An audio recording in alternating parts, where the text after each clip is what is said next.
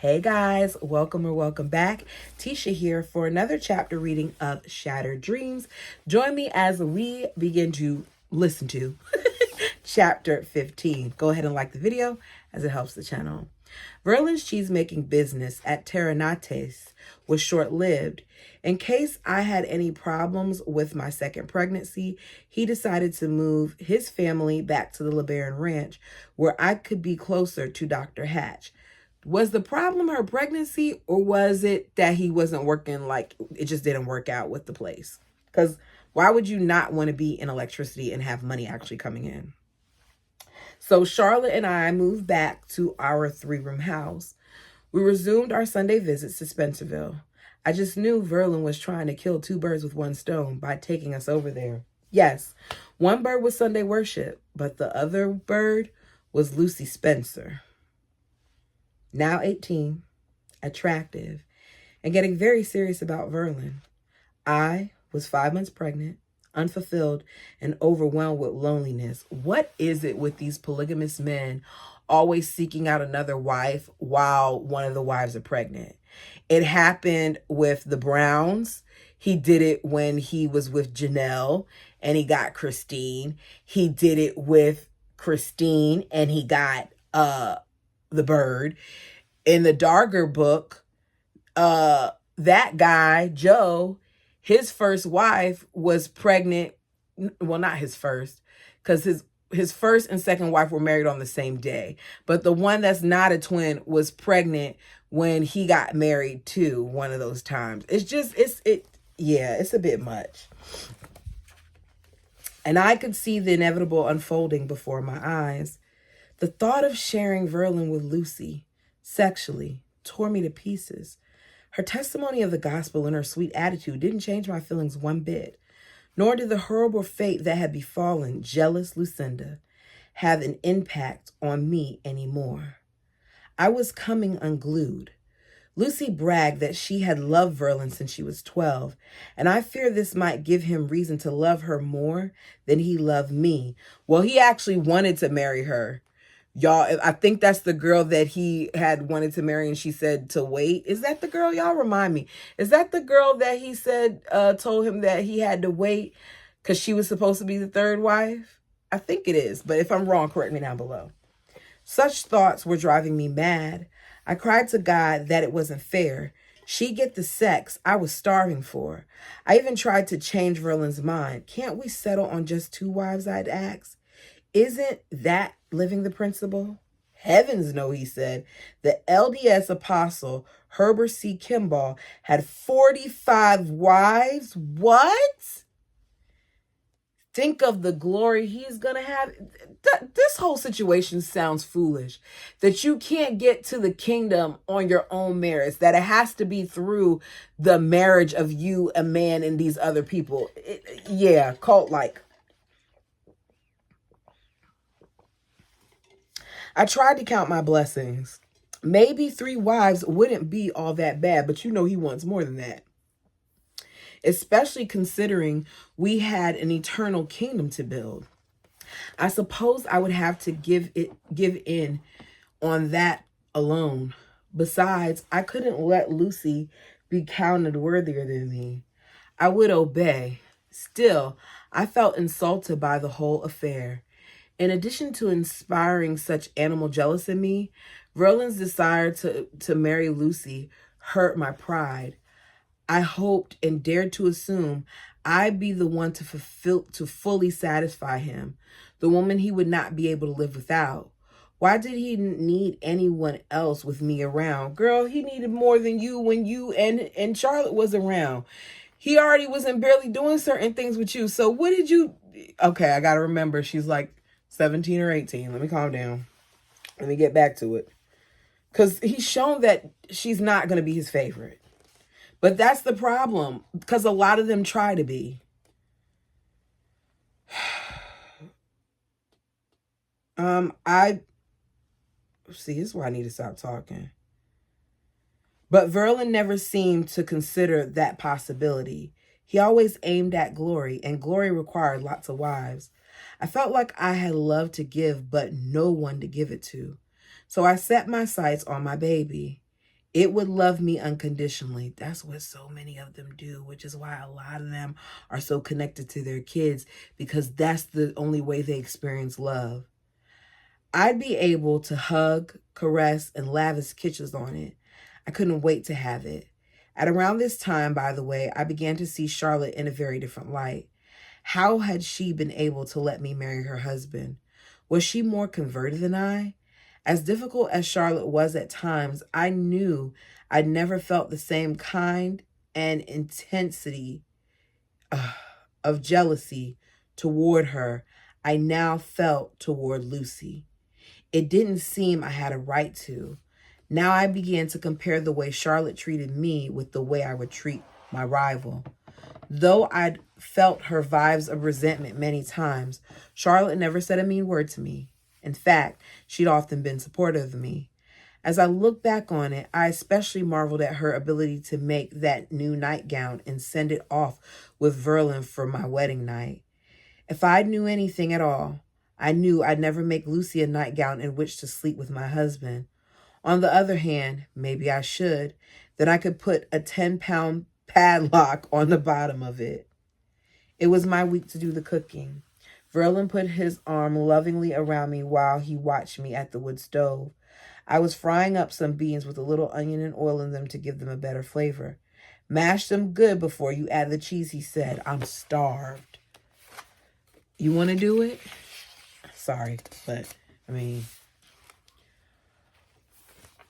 a warm May sun shone through our ragged screen door.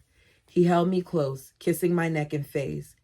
We would have a few more stolen minutes alone before Charlotte would be back from Delphina's to eat lunch. Knock, knock at the sound of Lucy's voice. Verlin spun around like he'd been caught doing something naughty. I could tell Lucy had something up her sleeve by the way she approached us. She looked uneasily at me. Then she said directly to Verlin, "Can I speak to you in private?" "Yes," he said, waving her toward Charlotte's bedroom. My foot was in the door before he could close it. "Oh, no, you don't," I said, boiling with anger. I looked Lucy straight in the eyes. "If you have something to say to my husband, say it right here in front of me." Verlin laughed, embarrassed by my uncomely reaction. He glared at me, hoping to prevent a scene. "Please, Irene, she only wants to talk to me for a minute." I think it would be inappropriate for her to talk to this man in another bedroom. And I don't really think Charlotte would appreciate it, but what do I know? He pushed the door against my foot, hoping I would leave them alone. But I shoved the door almost open, looking defiantly at Lucy. "Whatever it is, say it," I commanded her. Lucy looked helplessly at Verlin. "Go ahead," I said. "If it's that important, let's hear it." "Well," she looked at me and shrugged her shoulders. "If you want it this way." 28 of our fundamentalist friends from Utah arrived at our home early this morning. She paused and glanced over at me, seeming to question whether I really wanted to hear the rest. When I didn't stop her, she turned back to Verlin and continued. "There are 6 carloads of them. They are all on their way to a conference in Ozumba. Mother and I talked to Uncle Rulon. He consented to perform our marriage at 3 o'clock this afternoon. I just wanted to make sure you'd be there." They are so inconsiderate on so many levels with the way that they do this stuff. He already knew that he was going to marry this girl, and he didn't even talk to his wives or tell them that this was a thing. They just watch as it goes on. The bombshell rendered me speechless. Tears blinded my eyes. Wanting it not to be true, wanting to step out of this scene and forget it happened, I went back to the stove and took my rage out on the beans. I mashed them like I never mashed beans before, crying all the while. I knew Verlin was as surprised as I, but he still managed to walk her back to the door and promised, "We'll be there." Lucy hesitated, then wisely chose not to tell me goodbye. Oh, so he didn't know, supposedly. Well, maybe he didn't because he didn't know about her either. But he was obviously doing something with her if he was flirting and doing things beforehand that he knew at some point it was a possibility that he could be with her. But still, I don't like it. Y'all tell me what you think. Not caring if Lucy overheard me, I screamed at Verlin the moment she walked away. You may be there, but I'll never go to your damn wedding. I threw the masher on the cement floor, splattering beans in all directions, and then ran into my room. I slammed the door behind me and fell face down onto the bed.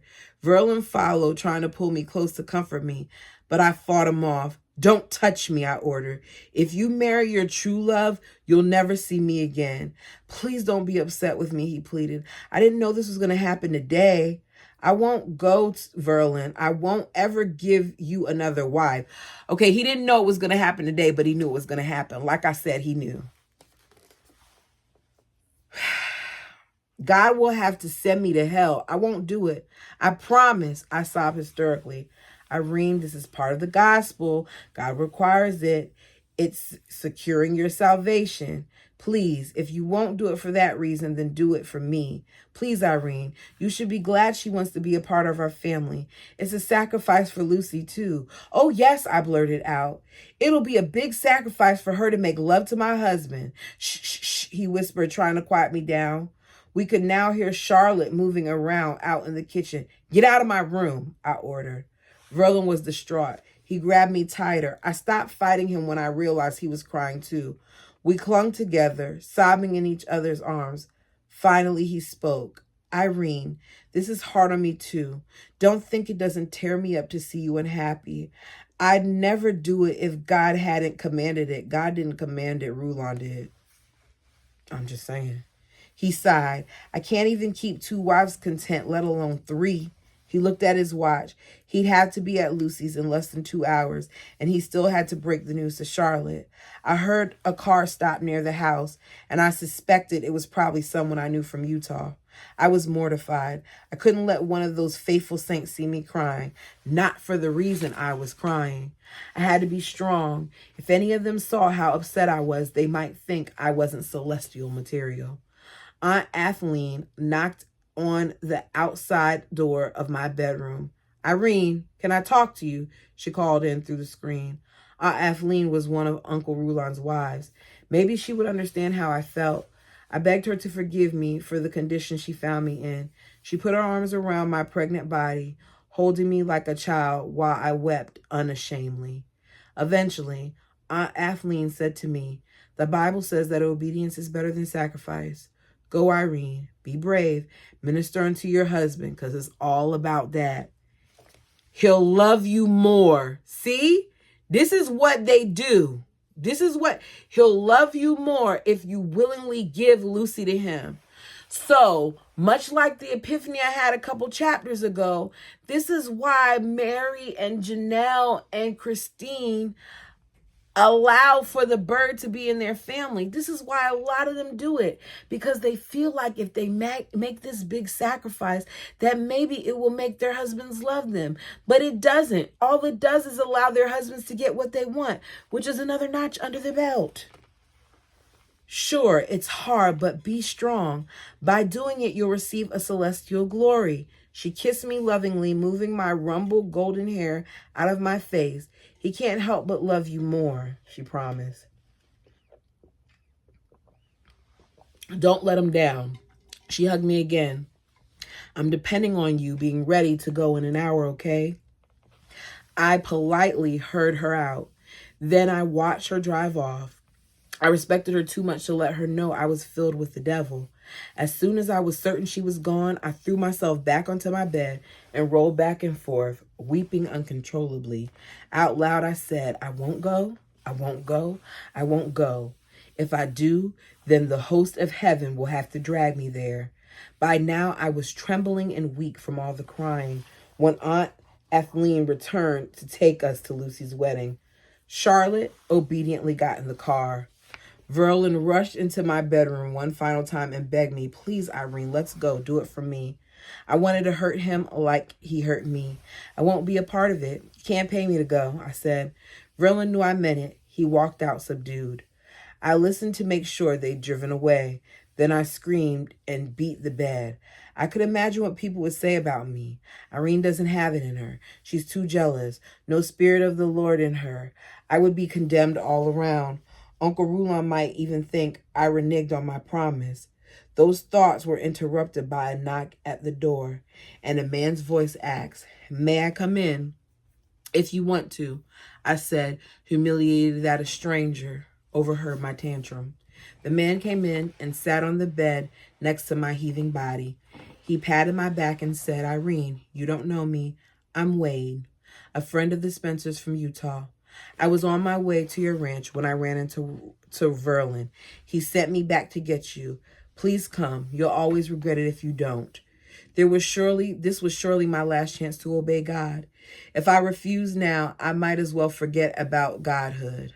So her feelings have to be put at the side because this is what's expected. And she's going to go, of course. Let's be real. If I refuse now, I might as well forget about godhood. At best, I'd end up an angel. The thought of serving Verlin, Charlotte, and Lucy for eternity disgraced me more than showing up at a wedding red-faced and swollen-eyed. See, this is the part that makes absolutely no sense to me. If I'm not married, I get to serve you. So currently I'm not married. So maybe if I'm lucky, I'll get to serve somebody, or maybe someone will call me up. This is crazy.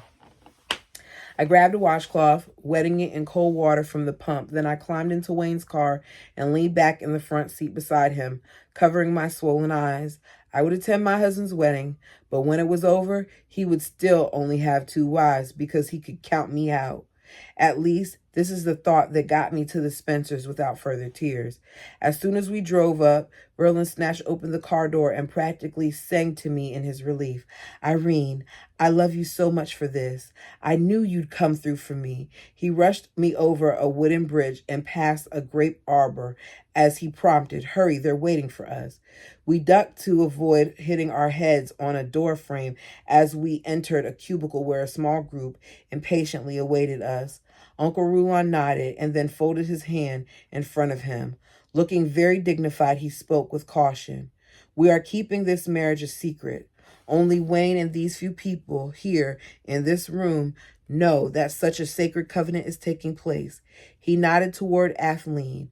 "I've allowed my wife and Lucy's mother to be here." He looked at Verlin for approval. "So with the consent of you four," meaning Verlin, Charlotte, Lucy, and myself, "will proceed." Uncle Rulon told Verlin to step forward. He placed Charlotte on Verlin's left, me on Charlotte's right, and Lucy next to me. I kept my face pointed towards the floor. Everyone there knew how upset I was. Uncle Rulon began, looking right at me. "Sister LeBaron, do you take Lucy by the right hand and give her unto your husband?" Screaming inside, I blocked out the words. The silence grew embracing. Charlotte nudged me softly with her elbow. Unwilling to answer, I nudged her back. Uncle Rulon cleared his throat and asked firmly a second time, "Sister LeBaron, do you take Lucy by the right hand and give her unto your husband?" Nothing came out of my mouth.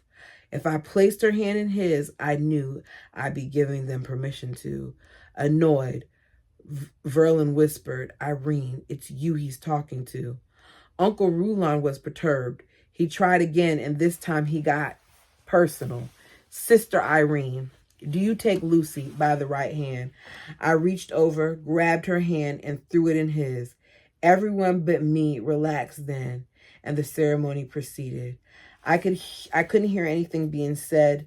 An avalanche of tears fell again as my mind went wild. "Before God, angels, and these witnesses," said Uncle Rulon. I caught the word angels. Like all Mormon weddings, this one was taking place before a captive host of enslaved, eternally lonely angels. That prospect certainly got my attention. "I pronounce you legally and lawfully husband and wife." He paused and flashed Verlin a satisfied smile. "You may now kiss the bride." Verlin kissed Lucy. It's a good thing I didn't have a baseball bat. Then he kissed Charlotte. I flew out the door before he could even think of kissing me.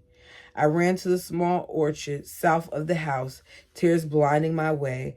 I sat in a low branch of a small pear tree and wept like never before. I didn't have my family. I was only 18. I lost my baby. Verlin was all I had, and now Lucy was taking him away from me too. Hoping to find some comfort, I lay back in the branches of the tree when the fetus moved within me. I wondered if it was feeling my sorrow. I watched as Verlin hunted for meat in the goat pen. Next, he checked the chicken coop. Then he opened the door to the adobe room where Aunt Sylvia kept her canning jars filled with treasures, fruits, and vegetables. I could tell he was getting concerned, but he finally glanced toward the orchard and saw my sobbing body prostrate in the branches of the pear tree.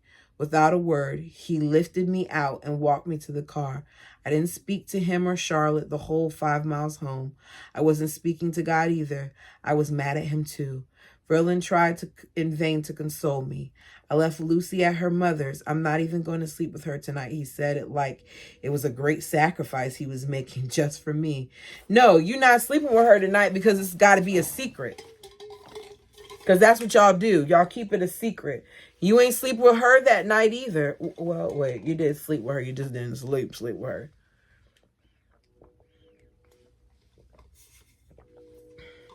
This is a mess. Mm-mm-mm. Mm-mm-mm. Oh, where am I at? Oh, he said it like it was a great sacrifice he was making just for me. And tomorrow we'll be traveling in separate cars. We'll meet in Chihuahua so no one will suspect our marriage. I was too angry to answer. Whether he slept with her tonight or tomorrow night wasn't the point. I didn't want him sleeping with her ever. Period. Irene, Lucy has to sacrifice too. She feels bad. Try to understand this is her wedding day and she can't even share it with me. Stop talking to her about this girl. She don't care. I was glad it was Charlotte's night to have Verlin. I was too full of rage not to take it out on him. He tried kissing me goodnight before he retired to her room, but I flipped my face around. Your lips will never touch mine again, ever, I informed him. He shook his head and sighed. I can't figure you out. Why are you so upset? I'm just building up my kingdom. Women born under the principle shouldn't act like this. He left bewildered. A short time later, I felt him slip into bed beside me. Charlotte figured you needed me worse, so I'm here to spend the night with you, he said. See, when you do what's right, you get a little extra. That did it. I tried to get out of bed, but Verlin grabbed me and forced me to lie back down. Please, Irene, listen to me. I meant it, Verlin. I raved between sobs. If you sleep with Lucy, I promise I'll leave you. You'll never see me again. I knew I wasn't playing the right game, and Verlin didn't know how to handle a hysterical wife. Furthermore, he felt guilty for not sleeping with Lucy on her wedding night. Would she ever forgive him? Would she cause him even more problems than he already had? He took me in his arms, and we spent Lucy's wedding night crying ourselves to sleep. Why is he crying? Why do y'all think he's crying? Because I think that he wanted this. These guys have a tendency, well, some of them, sometimes they say they don't want something, but he was flirting and doing everything else with her, so I kind of feels like he wanted. Y'all tell me what you feel. Across the way, by the light of a dim lamp, Charlotte quietly packed several changes of her own clothing so that Lucy would look appropriate for her honeymoon. The Spencers had lived in dire poverty since their arrival in Mexico. Verlin couldn't tell Lucy her navy satin dress with the bustle was outdated and ugly. The next morning, I watched with bitterness as Verlin packed his suitcase. He folded 2 shirts and then tucked clean underwear beneath them. He had to go to Charlotte's room for his blue slacks and clean socks. He brought these back and silently placed each article into his bag. At one point, he paused and looked at me questioningly. Then he reached under my pillow for his pajamas. Oh, no, you don't, I snapped, jerking them out of his hands. These are my pajamas. Loan them to me, he implored. They're really mine anyway. I just let you keep them in your room. You'll never sleep with another woman with these on, I said, clutching them to my breast. Looking just as spiteful at me as I looked at him, he said, then I'll just sleep without them. These two about to go to war. At around noon, 3 days later, I was busy hanging clothes on the outside line to dry when I spied Verlin cutting through the mesquites, his suitcase in hand, returning from his honeymoon. I quickly took the enamel pan of wet clothes back in the house. Without saying a word to Charlotte, I locked myself in my bedroom. I heard Verlin greet Charlotte when he came in. "How did Irene take things?" he asked her. "Better than expected," she replied. I was furious. Charlotte and I never discussed the matter the whole time Verlin was gone. Now here they both were trying to figure me out. If Verlin wanted to know how I was doing, he should just ask me. Of course, he'd have to be prepared to catch hell if he did. I could see a butter knife moving under the wire latch on the door. Verlin was trying to get in my room. For several minutes, I kept him from it. It was only for fear of driving him back into Lucy's arms that I relented in the end. As I flipped the latch open, he took me in his arms and said, "I love you. You're so beautiful. Nobody could ever take your place." "How could you say that? You just got off your honeymoon." "I left Lucy at her mother's," he said sheepishly, "just for you. She wanted to come home with me and move right in to be part of the family. But I decided to wait until you feel good about it first." They're already struggling and you going to add another mouth to feed? This girl had the same 2 outfits that she wore during her entire pregnancy, and you've now added another person in this house. This is crazy.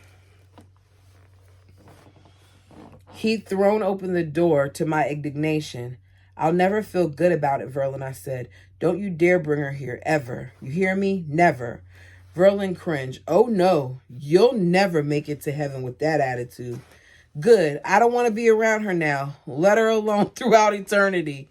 Don't you ever mention her name to me again. She may be your wife, but she certainly isn't mine." I watched him closely for the next 3 days, following him everywhere to see his brothers to the fields. I was determined not to give him a chance to sneak off to the Spencers to see Lucy again. I lived in dread of that fateful moment. I get what she's doing here, and I get that she's upset, but she's not doing anything but making the man. He's going to get tired of her.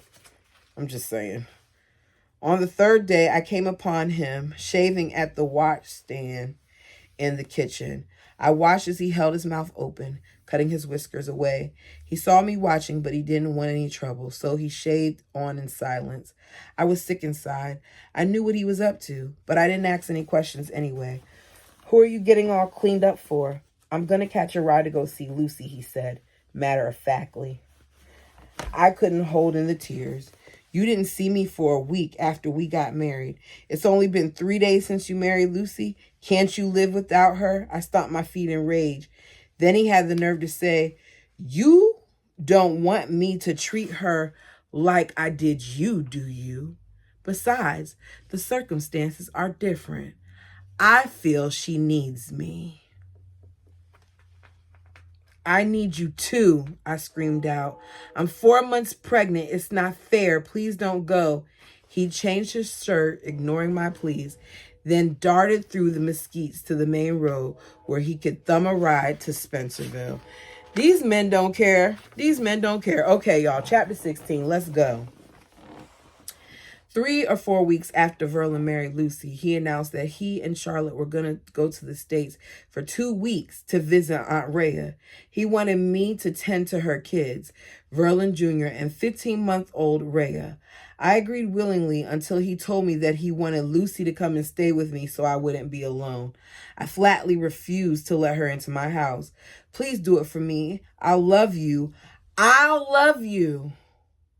If you do this for me, I'll love you." Everything's conditional. She feels bad because you don't like her anymore. It's even worse now that you've quit going up to her mother's for Sunday meetings. I worry about you being here all alone. Please, Irene, do it for me. It's not for you. Like, what about her? If she wanted to watch the kids by herself, let her watch the kids by herself. I tried to fight my jealousy, but it was no use. "No. That woman will never live one day with me," I said. Still, after Verlin told me how he needed and depended on me, I just couldn't let him down.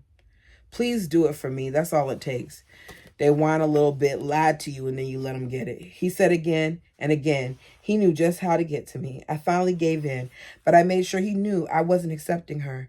She was his, not mine. I still hated her.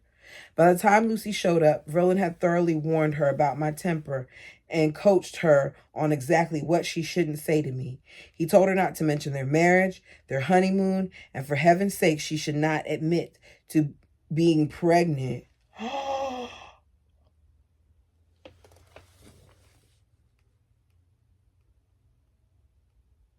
The girl's pregnant already. He had a hard enough time getting this far with me. He accomplished it only because I loved him. Since I had no love at all for her, he thought that if I knew she was having his baby, I just might give in to the devil's tempting and beat her up. Lucy spent the first day with me in silence, cleaning beans and doing other household chores, but mostly just staying out of my way. As I observed her walking around my house, my anger boiled. Still, I had to admit she was a nice girl. I also concluded that I stacked up well against her. Even if she had loved Verlin since she was 12, I was 11 months her junior. That made me Verlin's youngest wife.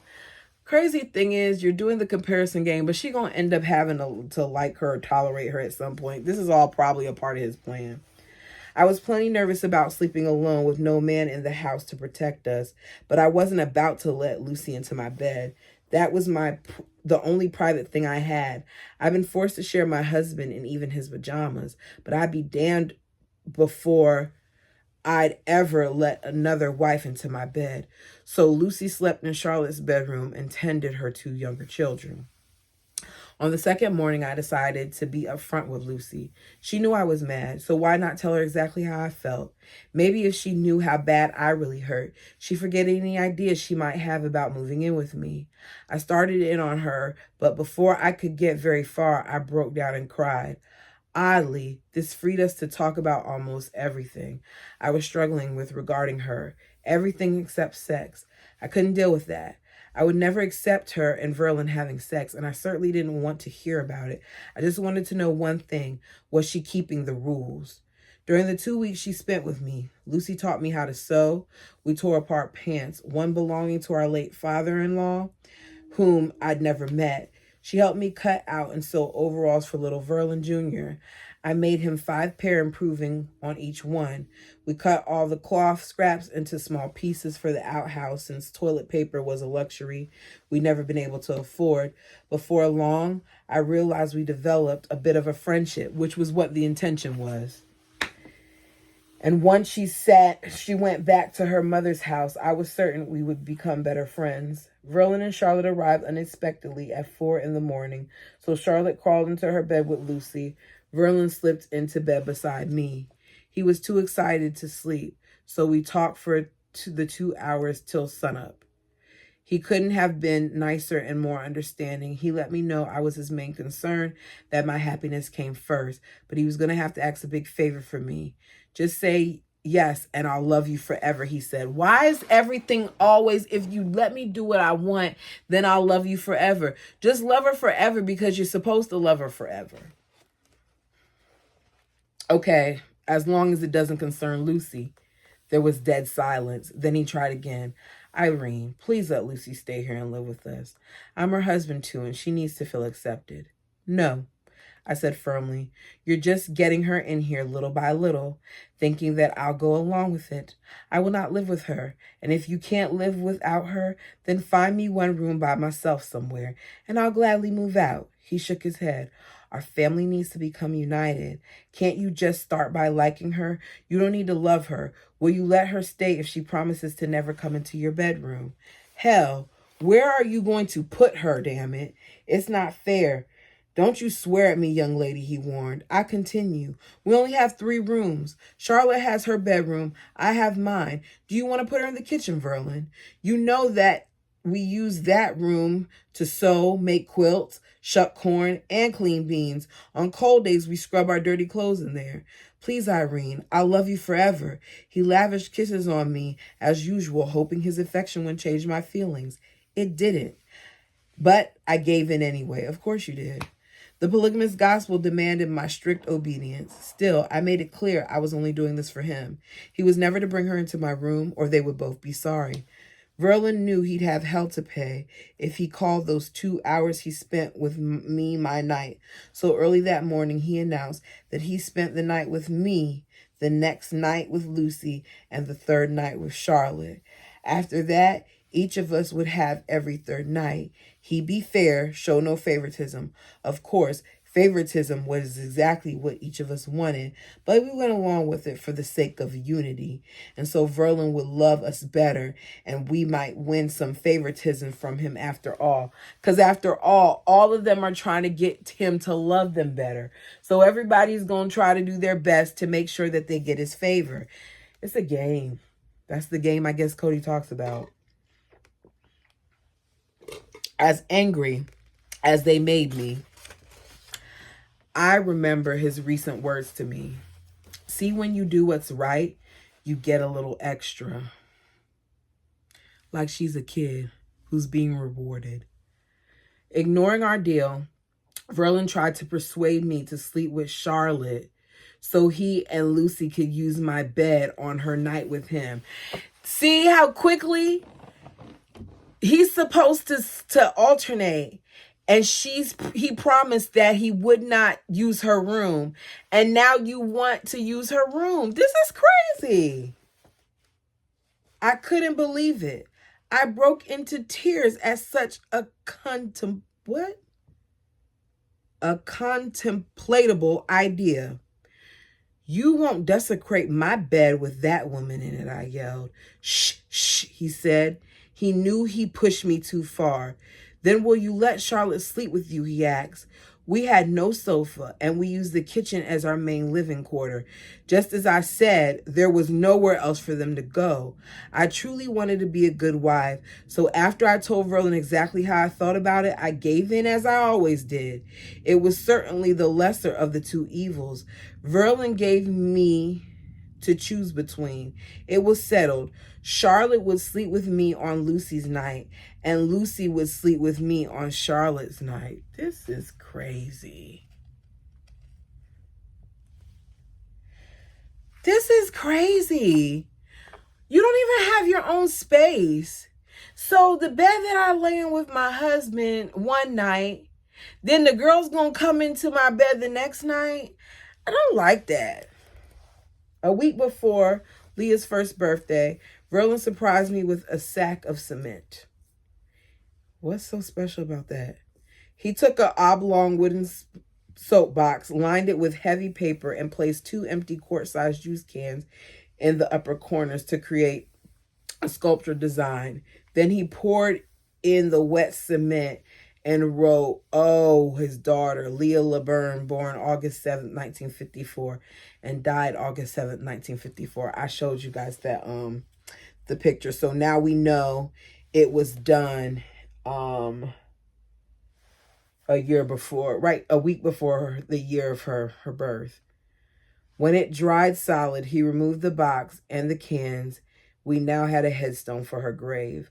On the anniversary of her birth, Verlin took me to the grave I'd never seen. We carefully measured the distance from each wall to make sure we marked the right one, but we felt pretty confident since all those nearby already had Catholic crosses on them. While Vernon dug into the mound and planted the marker halfway into the dirt, I recalled the surprise and horror of losing our first child, our precious baby girl. Grief surged through me as the tears streaked my cheeks. Verlin pulled me into him. Irene, I know how bad you feel. I'd have given anything to be able to raise her too. He patted my big 7-month pregnant stomach. Cheer up, honey. Maybe God will give us another little girl. Over the years, whenever he was away from us on Leah's birthday, Verlin always sent me a sweet note expressing his regrets. She was the first of 5 babies he lost, and I don't believe he ever completely recovered from the trauma of her death. On October 6, 1955, I awoke with such violent pain. Verlin had to help me out of bed. I felt like bearing down, but I was frantic to get some medical attention first. Because of the potholes in the dirt roads, it would take at least 2 hours for someone to get the doctor from El Val and bring him back to the ranch. Verlin told Lucy, who was 3 months pregnant by this point, to hurry but not to run for help. She rushed a half a mile through the mesquites and across the gravel highway to Homer Baptist's house. Since Alma was away in his truck at the time, Homer had the only available transportation in the vicinity. He drove Lucy into town to fetch the doctor. I stood crying at Charlotte's bedroom door. "Help me, Charlotte. I can't take this for 12 hours again." The memories of my first delivery still frighten me terribly. "Come on in," she said. "Don't worry, it will soon be over." Taking one look at me, she added, "My goodness, you look like you're in the last stages." She quickly threw a plastic cover over the mattress and tucked clean sheets into place to prepare the bed for delivery. But Charlotte was also pregnant. Goodness gracious. Everybody in the house pregnant. She was due in just 3 weeks. Verlin is busy. Verlin is extremely busy. And I guess all the women's periods are synced up at this point, since Charlotte and the second wife both are due at the same time, and he only sleeps with them to procreate. Yeah, right. Verlin was worried that she might start premature labor if she helped me with my birth, so he sent her to wait out at the neighbor's house. Her support system, one of them gone. We asked Verlin's Aunt Annie to be the midwife in case I deliver before the doctor arrived, and she just happened to be at the ranch that night visiting. Aunt Annie had never actually delivered a baby before. When she got there, she went around wringing her hands and wiping them out on her apron, looking more upset than I was as I lay there on the bed, bearing down every few minutes. Aunt Annie kept me covered with the sheet. Each time I bore down, she cried out and moaned as if she felt the pains herself. I grabbed her hand with one of mine and Verlin's with the other. I bore down again and again. Each time she turned her head to one side and grimaced. Verlin asked her, "How are we doing?" She could hardly bear to look, but forced herself to peek under the sheet. He was getting exasperated. "Here, let me do it," he said. He took one look and exclaimed, "My golly, it's here," and jerked the sheet to one side. Looking as if she was about to faint, Aunt Annie freed herself from my grasp. She pushed her glasses back onto her nose, then mopped up her sweating brow with her apron. "Irene, don't have it yet. Wait for the doctor, please." Oh,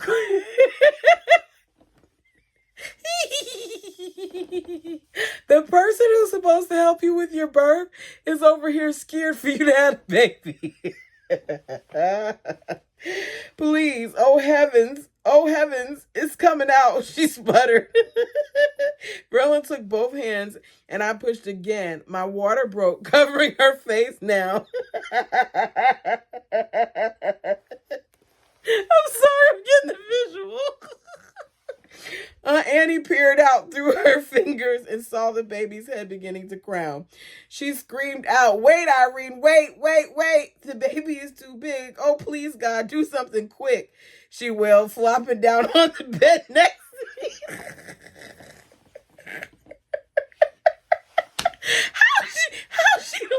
How is she the one having all these reactions and she's not pushing out the baby?